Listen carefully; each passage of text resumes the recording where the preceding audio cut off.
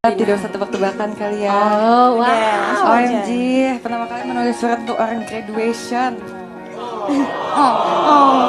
Gitu. Tidak ingin nangis.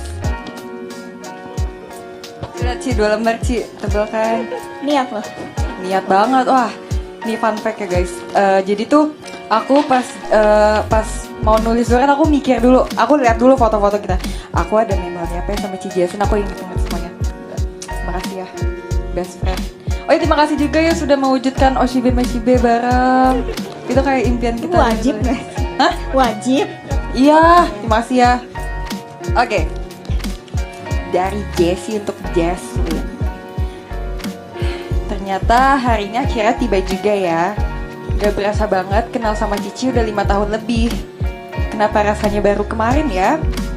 Aku inget banget awal kita temenan tuh pas kita sama-sama gak naik kelas pas ujian akademik. Situ kita gagal bareng, tapi usaha bareng juga supaya buat bisa naik kelas.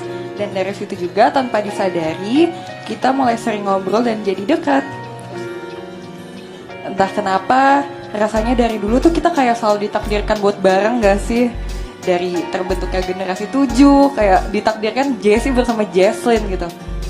Terus akhirnya akademi, tim T, dan akhirnya sekarang kita masih bisa kegiatan bareng-bareng terus. Awal kenal sama Cici, aku kira Cici tuh bener-bener orang yang susah buat dideketin. Karena setiap aku lihat Cici selalu main HP terus, dia susah untuk dijangkau. Karena setiap aku lihat Cici, selain itu Cici juga bener-bener sediam itu dulu. Dan karena aku juga masih malu dan pendiam, aku masih belum berani ajak Cici ngobrol duluan. Oh iya, inget juga gak sih pas kita latihan Satispa Zaman Drive, kita se-blocking. Terus aku inget banget aku ngikutin Cici mulu dari belakang kan. Terus dari situ kayaknya kita mulai jadi sering ngobrol dan dekat. Aku ingat aku sering banget cerita dan ngeluh ke Cici. Dan aku merasa nyaman cerita ke Cici karena Cici tuh gak pernah ngejudge aku. Dan pernah ada masanya dimana aku bener-bener bingung, insecure, sedih. Tapi pada saat itu juga Cici selalu punya kata-kata yang selalu bisa tenangin aku dan bikin aku bangkit lagi. Cici selalu ngedukung aku, Cici gak egois, Cici orangnya jujur. Makanya aku senang bisa temenan sama Cici. Mungkin aku udah sering banget kali ya bilang kalau aku pengen banget punya kakak perempuan. Nah karena bisa deket sama Ci Jaslyn, akhirnya aku punya deh satu. Banyak apalagi sekarang di JKT. Ci Jaslyn benar-benar nge-treat aku sebagai adik dan sahabatnya sendiri. Ci Jaslyn selalu memikirkan perasaan aku. Ci Jaslyn selalu peka kalau ada sesuatu yang gak beres. Buat aku yang masih bisa dibilang anak kecil ini, sosok seperti Ci Jaslyn lah yang aku butuhkan. Ci Jaslyn mengajarin aku banyak banget hal. Dari hal kecil sampai hal yang besar. Cici benar-benar sosok pertama yang muncul di pikiranku saat aku berpikir tentang orang dewasa. Cici suka kasih tahu aku hal-hal yang sebelumnya belum pernah aku ketahui, dan berkat Ci Jaslyn aku jadi belajar banyak. Terima kasih ya Ci karena sudah jadi kakak yang baik buat aku, dan teman-teman yang lain juga udah banyak banget bantu aku dalam segala hal. Aku gak tahu kalau gak ada Cici aku bisa apa. Aku gak tahu harus cerita ke siapa, atau ada masa dimana aku bingung dan putus asa dan hampir berhenti. Tapi Cici selalu punya cara yang bisa bikin aku bertahan. Terima kasih juga ya karena sudah selalu mendukung aku dengan tulus. Semoga kalau ada kesempatan nanti aku bisa senbatsu ya seperti apa yang kita inginkan. Terima kasih ya teman-teman. Aku yang sekarang gak bisa sampai di titik ini kalau gak ada dukungan dari Ci Jaslyn juga. Jadi terima kasih banyak ya Ci untuk itu. Cici udah jadi teman dan kakak yang baik juga buat adik-adik Cici di sini. Semuanya pasti bakal merasa kehilangan banget kalau misalnya Cici udah di luar nanti. Jadi semoga Cici gak lupain kita ya. Huhu. Jaslyn, huhu. Ya. Walaupun kita bisa dibilang jarang ngobrol sebenarnya, tapi setiap kali kita ngobrol dan cerita-cerita lagi, rasanya gak ada yang berubah gak sih? Karena aku udah anggap Cici sebagai saudaraku aja. Kan saudara kan gak selalu ngobrol, tapi kayak selalu ada ikatan gitu ya.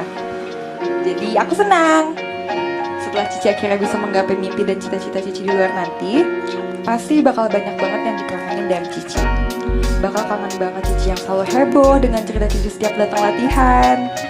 Bakal kangen ada orang yang suka banget jongkok pas latihan. Bakal kangen banget sama orang yang sing cinta itu sama teh manis, alias jangan sering-sering ya Ci. Ingat umur please, huhu.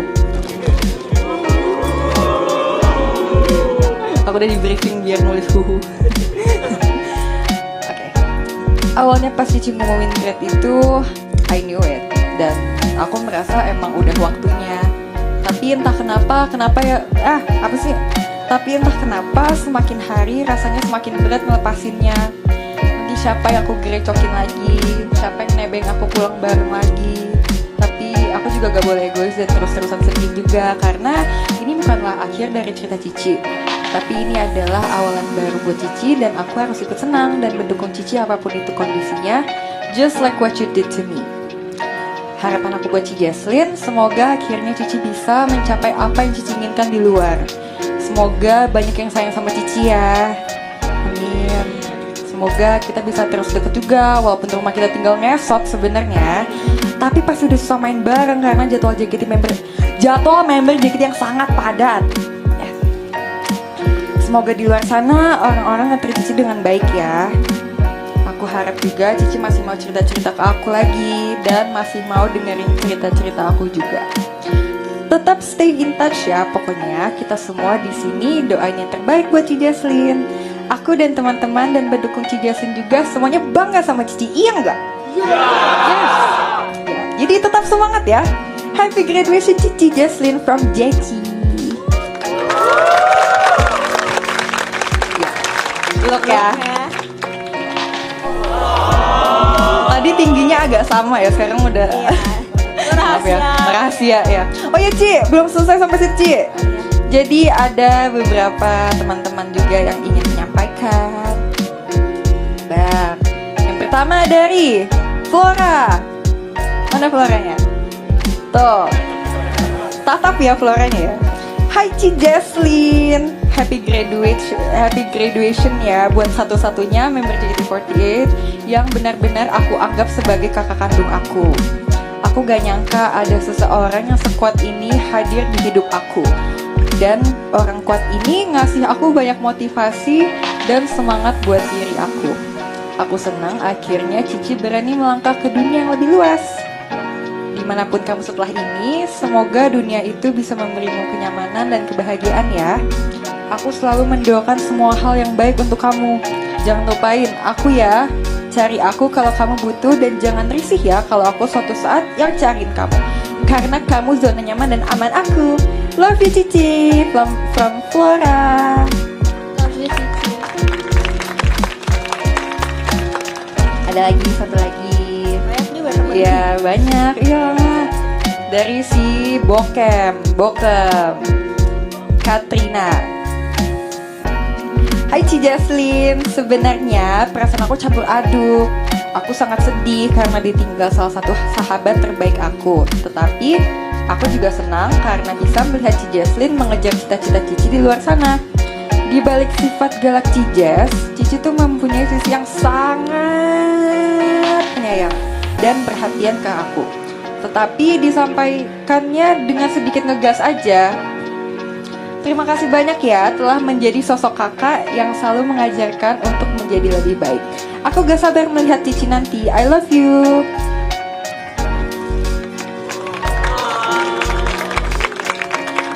Oh ya, Cici aku belum bilang I love you ya. I love you ya. Di belakang aja. Oh iya. Terima kasih Cici. Ini surat dari aku nulisnya kayak menitikan air mata sedikit. Iya. Aku nangis sedikit ya, tapi kalau diingat-ingat tuh kayak nangis betul. Kali ini aku mau mulai dengan cerita. Dulu waktu sekolah, tiap ambil rapot, guruku suka ngadu ke mamaku. Katanya, Bu, anaknya pemalu banget kalau presentasi di depan kelas gak bisa ngomong.